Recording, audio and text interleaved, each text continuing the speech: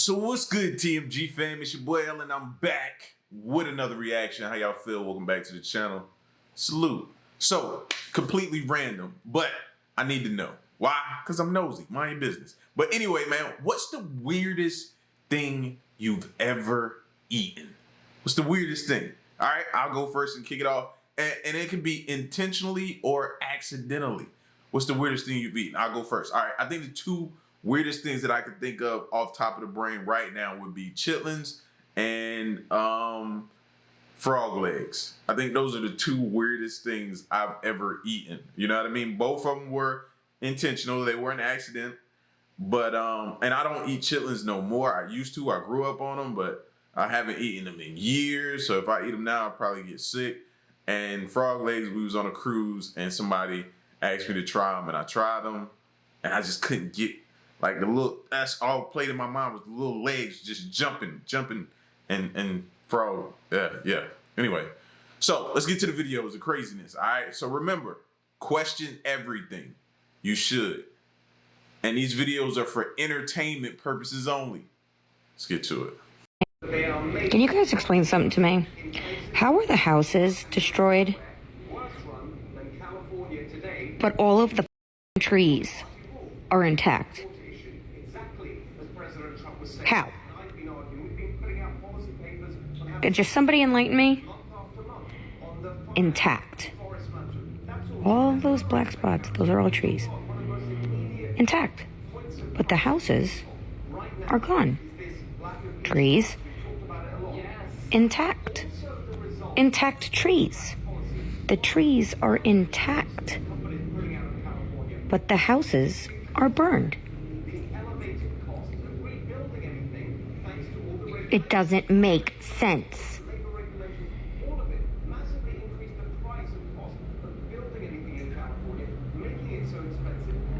Doesn't make sense. Watching footage from the California fires, I am going to need somebody to explain to me, like I am 2 years old, what this thing circled is that we saw on the live stream coming out of the fires. I have a video, I'm going to play it. I have my ideas, but y'all, I want to know your ideas. There has to be a logical explanation, right? There it goes.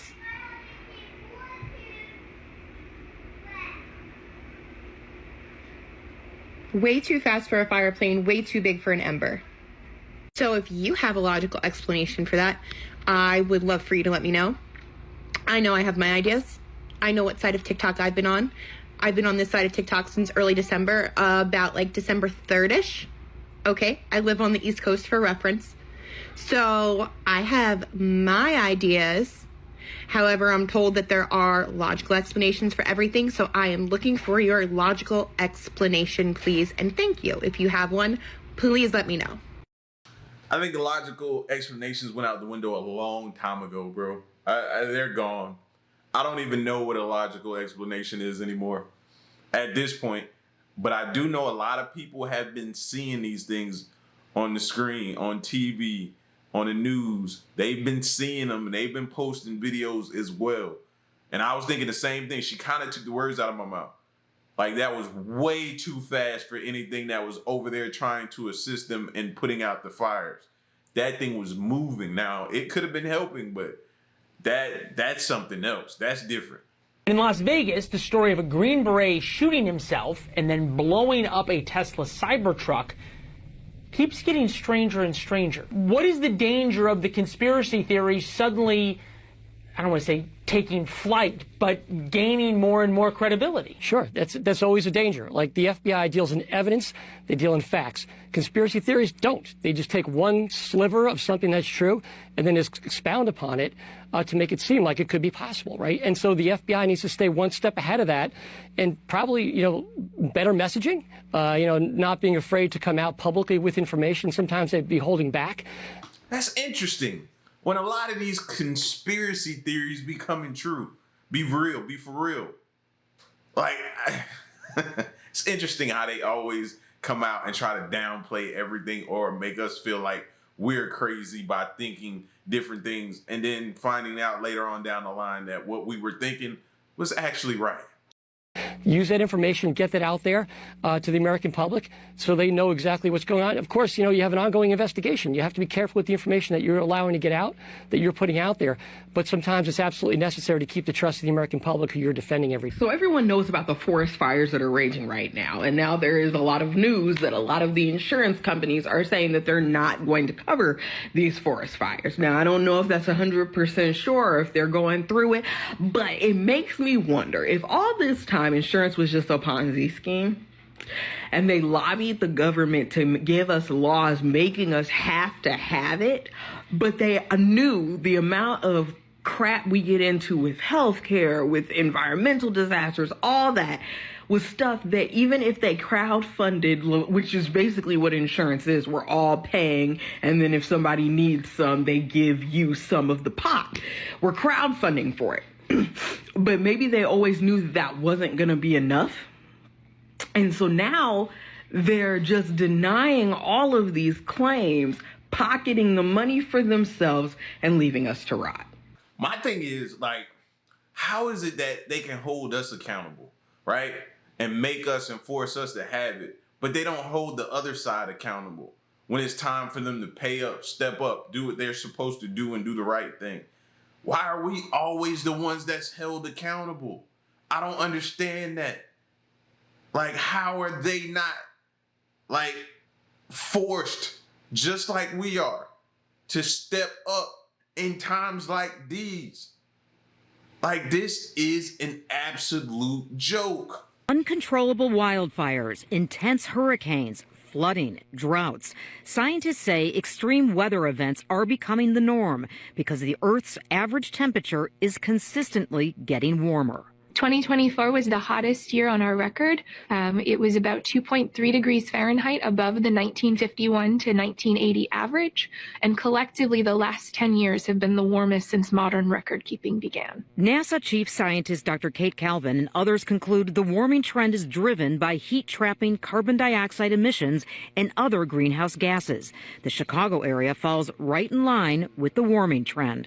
I think one of the most telling aspects is that out of the past 9 warmest years here in Chicago, 4 of them have happened in the past 5 years. And you kind of see that on the chart back there. The chart showing last year is the warmest on record. ABC 7 meteorologist Larry Mowry says despite today's snowy day, he has observed a big change in Chicago winters during the past decade. The biggest difference we've noticed in terms of warmer temperatures has come with our overnight lows. Our overnight lows are not as cold as they used to be. While both coasts have been pummeled with extreme weather events, Chicago has been left relatively unscathed. But if the warming trend continues, dangerous heat waves are predicted. The good news is the United States is making some progress. For the first time in all my years of working on this, have some real optimism that this is a problem that's solvable and we're heading in the right direction. The U.S. is no longer the leader in emitting emissions. University of Chicago assistant professor Amir Jina is a climate policy expert. He says the rise of solar energy has played a big role. The affordability of renewable energy is a total game changer. And the cost of solar in particular have come down so much. Gina says as solar energy continues to become cheaper, United States must be the leader in showing the highest emitters, China and India, that reducing greenhouse gases is possible in countries with large populations. Uncontrollable wildfires. I always question those stats because take, for example, the wildfires. If you saw the picture in one of the videos that I had and it was showing this just orange sky with all of this smoke blocking the sunlight. So you would assume that would do what to the temperature, right? Drop it down, correct? If we're blocking the sunlight with all this smoke from the wildfires, which is a direct result of the wildfires, so you can kind of say that's technically a good thing, a shining, you know what I'm saying? Like, this would be a bright spot for the situation out of all the bad that it's doing. Blocking the sun, dropping the temperature. And then they said there's a lot of wildfires that have been happening as of late these last several years. So you would think, that's why I say, man, I want to Who's giving us these stats? Because it's just not lining up. It don't make sense to me. If I was a conspiracy theorist, I would say with absolute certainty that I believe that 98% of entertainers are broke. I'm including actors, actresses, a majority of Hollywood, rappers and singers, most definitely. I think that they're allotted the opportunity to use these cars, homes, and jewelry just long enough to sell us an illusion and make it seem like they have amassed a great amount of wealth. But we all know the whole world is a stage. I don't think I include athletes in this, but it's a possibility. I just don't think that anything that they show us we could take at face value. It's a good thing I'm not a conspiracy theorist, because I'm sure there'd be so many people ready to tell me that that sounds crazy. If I was a... No, it doesn't sound crazy at all. I think social media exposed a lot of that. You were able to directly see these people and their day-to-day because they put everything online anyway. Athletes most definitely, you know what I'm saying? They see large amounts of money, but they also, a lot of them go broke. A good majority of them go broke through bad investments, just total mismanagement of funds, different things like that. They get robbed through whatever type of management or financial advisors they have. Like, this stuff is real. This stuff is real. Like, but we see the cars and the jewelry and we assume they've amassed all this wealth when that's not actually true. You know what I'm saying? Like, it's so not like that. A lot of that money has to be paid back. A lot of them artists be getting that advance money and going and spending it when they don't think about the fact that their label has to recoup that money. So yeah, that's a whole rabbit hole you can go down and see. Just go to, like, type in "where are they now" rappers or something like that in YouTube and watch the videos. You'll see. It's insane. And I don't know, something fishy about them wildfires. All of a sudden, now celebrities' houses is burnt down in the flame. I mean, look at the celebrities involved. If you ask me,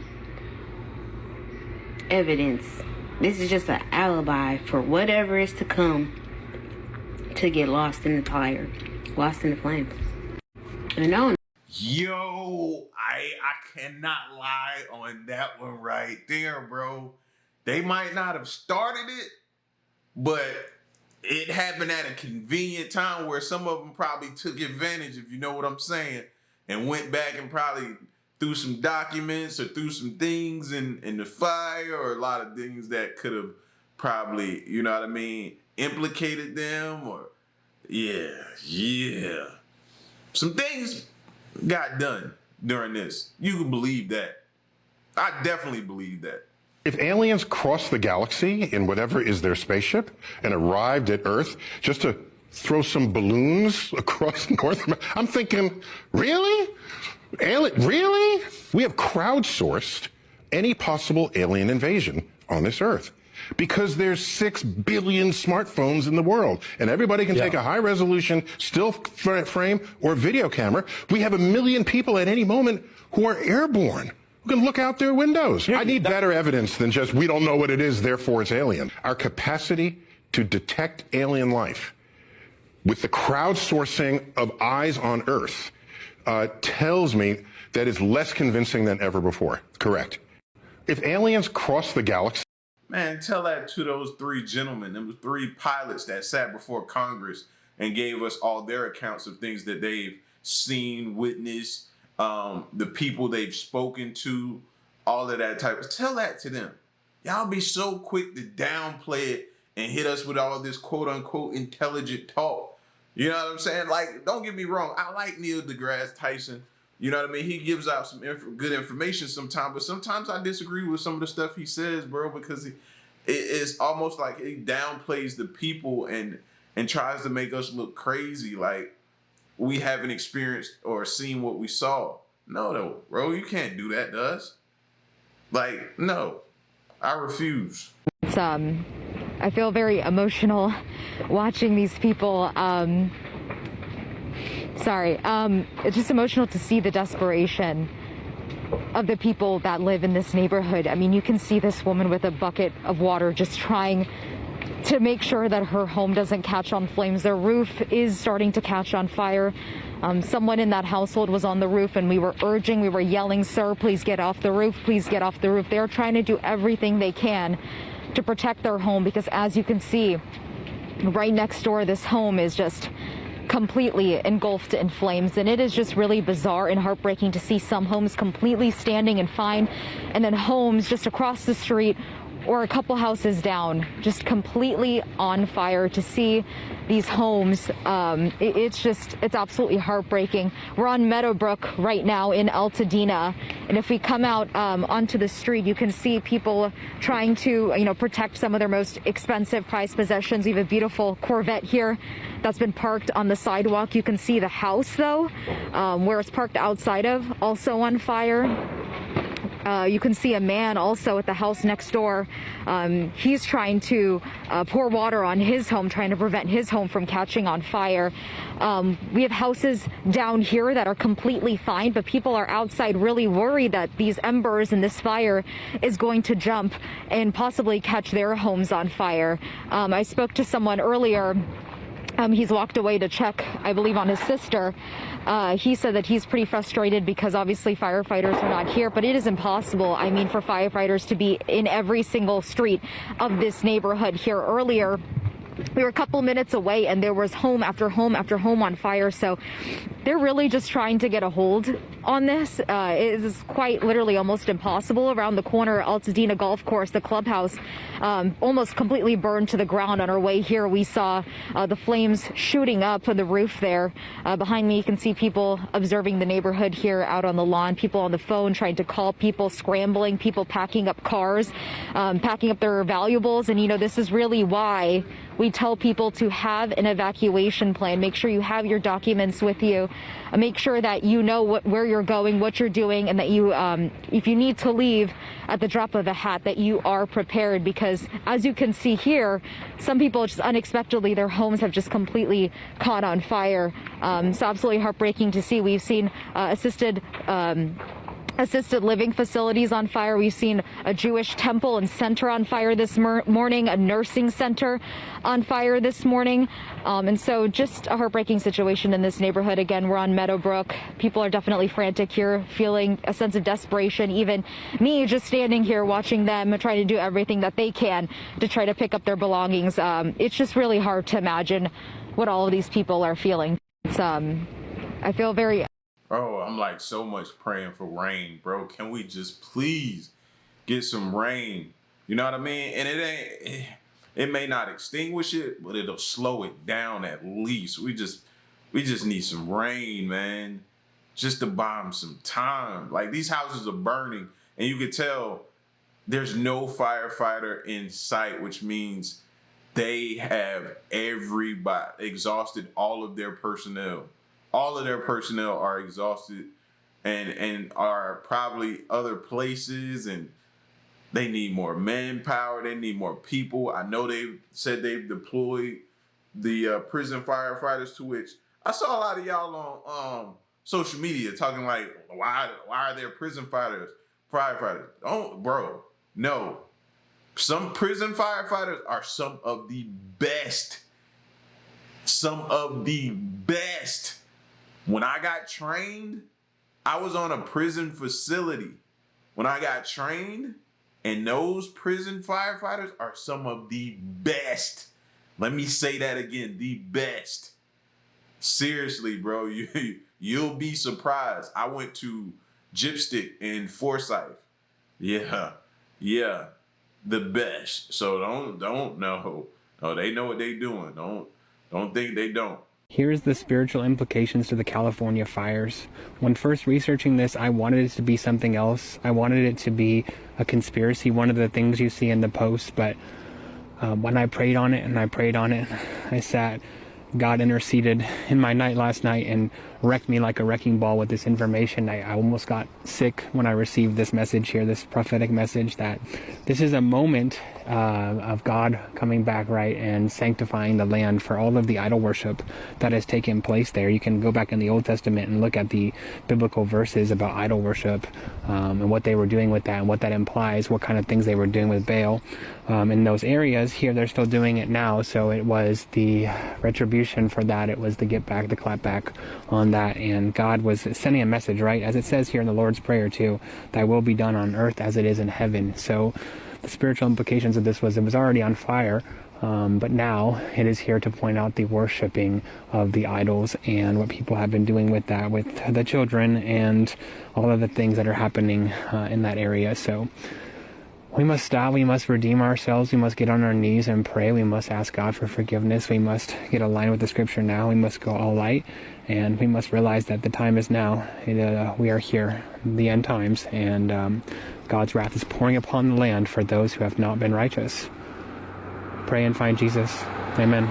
We also want to warn you about a food recall, especially if you freeze fresh produce. Broccoli sold by Walmart in 20 states is being recalled for possible listeria contamination. The voluntary recall includes 12-ounce bags of washed, ready-to-eat, market-side broccoli florets with a best if used by date of December 10th. The listeria was found during random samplings of a product at a Texas store. At this time, good news, no illnesses have been reported. We also want to... What can we eat at this point? How many times do I have to turn on something and see there's another recall on food? There's another recall on food, bro. Like, what is going on? Is it catching up with you? All the stuff they doing to the food? Is it finally catching up? Because this seems like the most recalls I can ever recall in my entire life, bro. Like, what is going on? Am I tripping? Like, I'm blown away by this, bro. It seems like every day it's something. As you may have been seeing, schools in China are choosing to close and go remote due to the spread of the HMPV virus. There has been an increase of viruses in China and also evidence in the UK as well. The HMPV virus is a respiratory tract virus similar to COVID, but I will say the thing that many officials are saying is different is that this has been around for many years. What's concerning about it is that immunocompromised people and children and infants under the age of 2 are severely affected. The LA wildfires are on track to be one of the costliest in U.S. history, with losses already expected to rise above $135 billion. The blaze continues to rip through some of America's most expensive properties, including the homes of Hollywood celebs like Paris Hilton, who lost her $8.4 million house, and Miles Teller's $7.5 million dream home. Meteorologists are forecasting that the raging wildfires will also have long-term effects on health and tourism in the state. Super Scooper right there. These are airplanes that are on loan. We actually leased them from Canada during fire season. Well, we understand that Super Scooper was hit by a drone while flying in the Palisades fire this afternoon. We're told the plane is expected to be able to fly again tomorrow. That's very good news because typically we only have 2 of these. Crews out there have the drone that hit the plane. The FAA wants to remind people it's a federal crime to interfere with firefighters and their operations. And flying a drone near wildfires is not only dangerous, it's not recommended, it's illegal. This aircraft, as I said, once again... Oh, so are we sure we know that it was somebody's personal drone they were flying? Are we sure? Have they verified that? Is that straight up fact? Or is this some other type? Maybe the ones that we were seeing before all this kicked off. Again, expected to fly tomorrow. We can tell you David Bigger is with us right now. You not only are a pilot, but you know a lot about this. The whole drone situation being up over the area. Well, yeah, so the thing is, as soon as fires start breaking out, one of the first things that they start coordinating at the FAA is putting up a flight restriction. There's a flight restriction over the entire Palisades fire from the surface up to 7,000 feet. Now, most drones aren't allowed to be operating above 400 feet anyways, so anywhere within that area, not allowed. Part of the concern that always exists for firefighting aircraft is they're flying pretty low. They're doing a lot of water drops and retardant drops. And if a drone, let's just say, was sitting at 400 feet or something like that, some people do fly higher than that, which is not allowed. But if a drone is at 400 feet and they're going in to try to make some sort of precision water drop, they can end up striking that. That's always the concern. And in previous fires, we've had instances where a drone gets spotted and all the air attack aircraft get told, okay, everybody back off for a minute. We're going to see if that drone is still there, because it is a threat to the aircraft. They got probably pretty lucky that it hit the nose of the aircraft and not any of the engines or anything like that. Well, yeah, you look at these, you look at the fixed wing there, and then you think about the choppers. They're all rotors. If a drone was to get clipped with one of those rotors or go into the rotors, I mean, it could be catastrophic. Yeah, so the thing is, I mean, you're thinking about most consumer drones, you're probably going, well, it's just a bunch of plastic and materials, but the batteries themselves are pretty dense, and not to mention lithium-ion batteries are a little explosive if you end up cutting one. You know, it doesn't take a lot to make small damage to things. And Colleen brings up the whole helicopter rotor thing. They are incredibly perfectly balanced, these rotors. You start chipping away at them and doing damage to them with a drone, that's significant. Obviously, not a helicopter in this case, but if you were to hit an engine or something, they have it. Obviously, they have a second engine on board. They could go make an emergency landing, but that then takes down a firefighting resource. Right. Well, thankfully, hopefully, this will be able to fly tomorrow because we need it so desperately. Absolutely. Yeah. And the FAA will probably be investigating? They'll be investigating, and if they were fortunate, this is going to sound weird, fortunate, unfortunate at the same time, if they're fortunate enough that any part of the drone got stuck in the nose, they've got now a part of the drone that they could go back and try to figure out. Part of the story is they apparently have the drone. So my question to you is, can you trace an owner? Are these things licensed? I don't know that much about drones. So the FAA wants everybody to register their drone, especially if they're going to be flying it.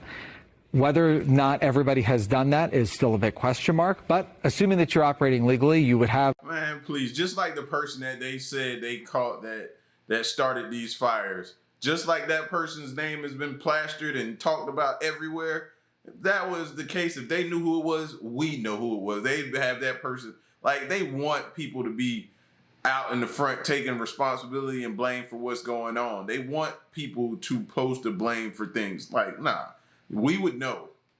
Have a registration likely printed on the battery or somewhere on the drone itself. There are rules from the FAA about where to display your registration. Then it can be traced right back to the person who registered the drone. But we could have a rogue drone here. Right? Somebody really doesn't know what they're doing. Right. Because if you go through the program and get certified and do everything correctly, you know not to do this. Absolutely. Yes, this is the rule: is you do not fly drones in fire areas. And even if it wasn't a fire area, you don't fly it in flight restrictions, temporary flight restrictions. The last thing anybody wants to do is interfere with the job that these people are trying to do to help us. Exactly. And, you know, the person operating the drone, I don't think they had a nefarious intent behind it, most likely. We don't know, obviously. Well, video is the big thing these days. Yeah, exactly. It's one of those things where it's just you don't think about it. But that is the danger with operating when drones are not allowed in fire areas. Well, thank goodness it stayed at this point. They have the drone. They can investigate, and the Super Scooper will fly tomorrow. That's good news. It is great news. Thanks, David.